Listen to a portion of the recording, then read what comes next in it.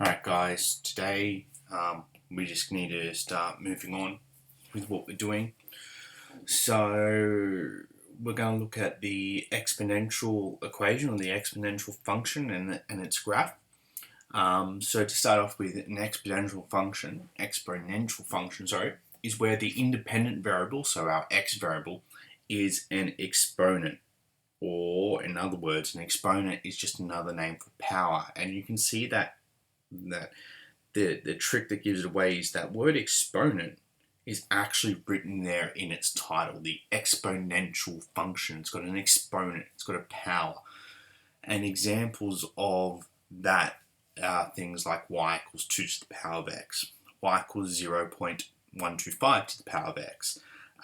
Even the future value formula, which is just an example of compound interest, is an example of an exponential equation. So let's go look at what some of these are.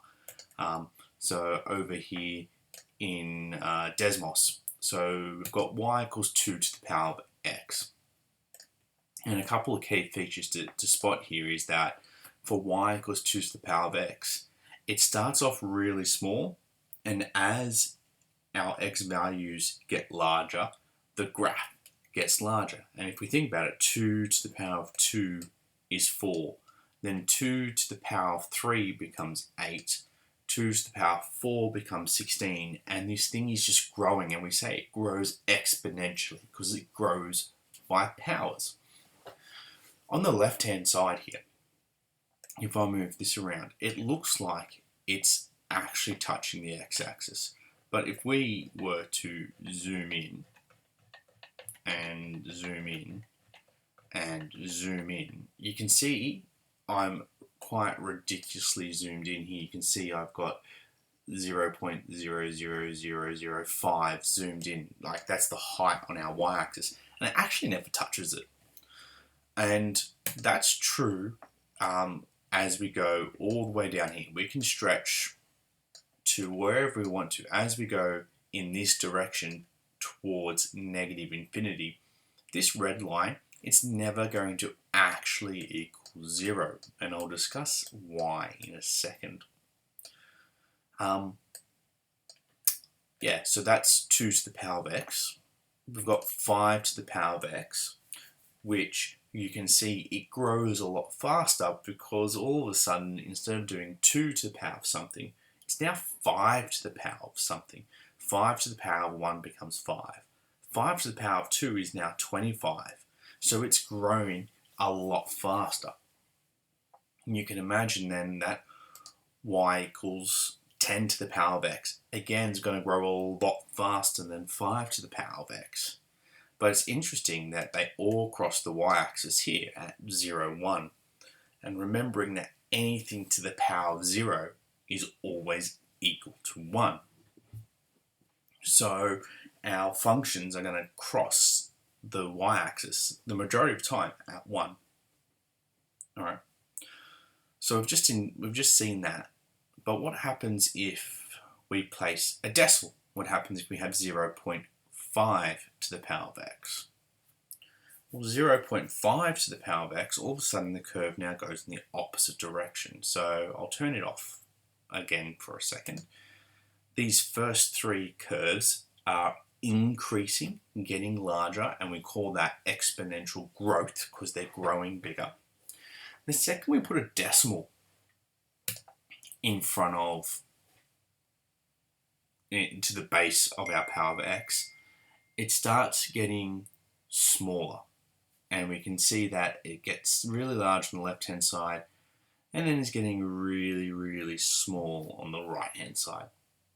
And we call that exponential decay because it's decreasing in value.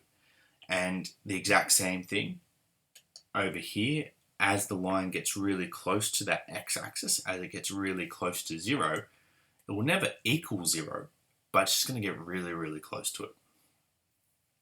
So that was interesting for me. I'll turn that one off. You can see here this next one that I've got here, that's an example of the future value formula or compound interest.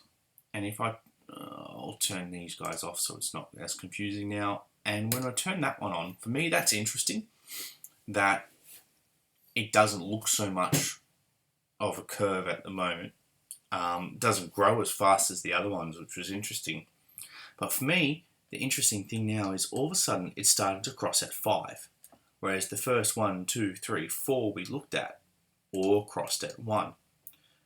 And the reason it's crossed at 5 is because I've multiplied whatever you can see here. I have to do my powers first if I was doing bod math. So I've got 1.05 to the power of x, do that first. And then make that thing 5 times larger, multiplied by 5. And that's what's changed my my y-intercept. It's the fact that after I've applied the power of x, I've then multiplied it by some other number. I said it doesn't look much like an exponential curve, but you can see when we zoom out far enough, it follows that exponential growth. So I'll just return this to home now. So in summary so far, we've looked at 2 to the power of x, 5 to the power of x, and 10 to the power of x, and they've all been exponential growth, all across the y-axis at 1. When we looked at something like compound interest, because there's this random number at the front that we multiplied by after doing the power, that changed our y-axis to whatever this number was. When we chucked a decimal in front of our power of x, we got exponential decay, or a decreasing graph. So that was interesting as well, that when I've got x, a decimal made it decrease, and a whole number made it increase. What happens though if we change our power to the power of negative x?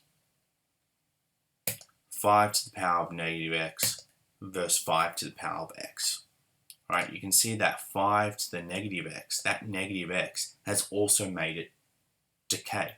So here's something that we've got to be careful of, that a decimal to a positive power was decay.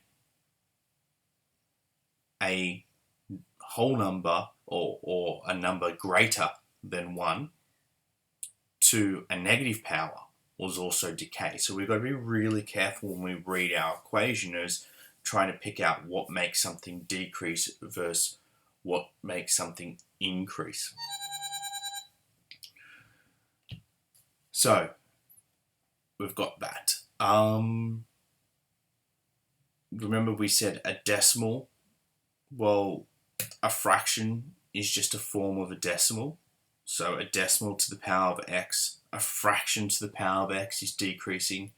5 to a negative x was decreasing. If we look down here at this bottom one here, it looks very similar to our compound interest one we had earlier, but I've got a negative sign in front of it. And remember, negative sign, that was the graph of depreciation. And if we think about the formula for depreciation, we're expecting things to lose value. When we turn it on, it also loses value. It also decays. And again, notice it's now moved all the way up to cross the y-axis at 8. And that's because I've got this multiplying number at the front. That's our initial value.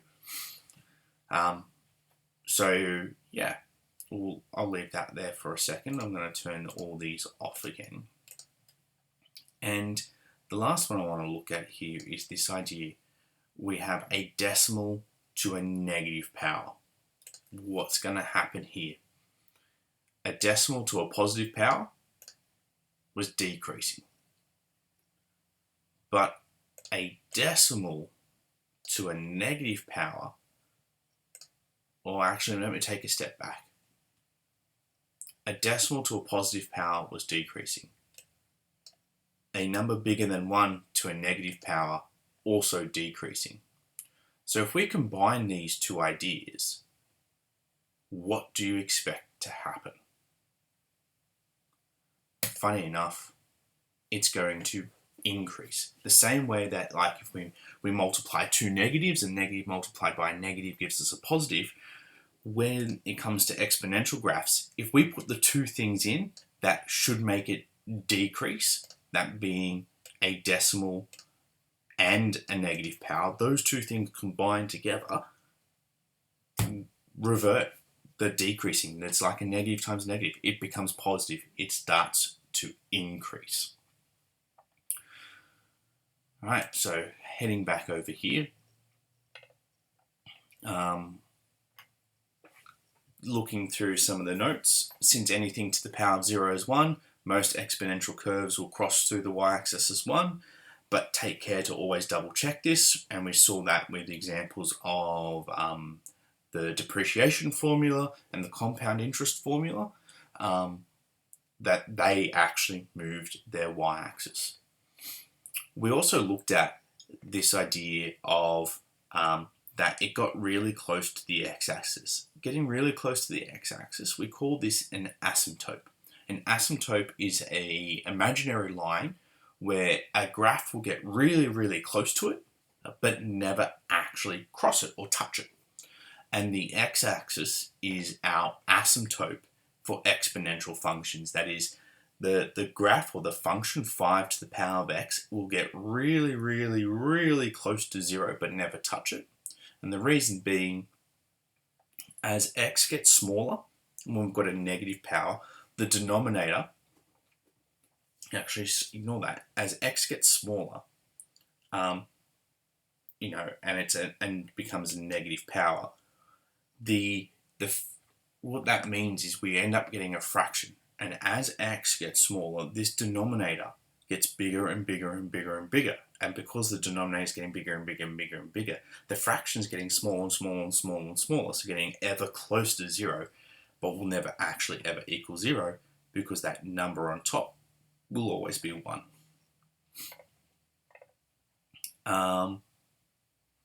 And then we looked at the same thing about negative x, that it's a decreasing function.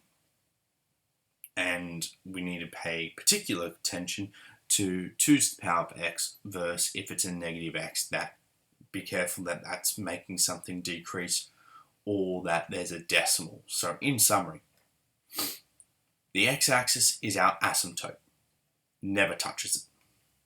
The y-intercept is going to be b if I have some number multiplied by a to the power of x or a to the power of negative x.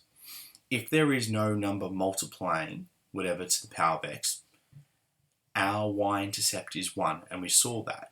If we come back up here, 2 to the power of x, there's no number multiplying 2 to the power of x. It's just 2 to the x, so it crosses at 1.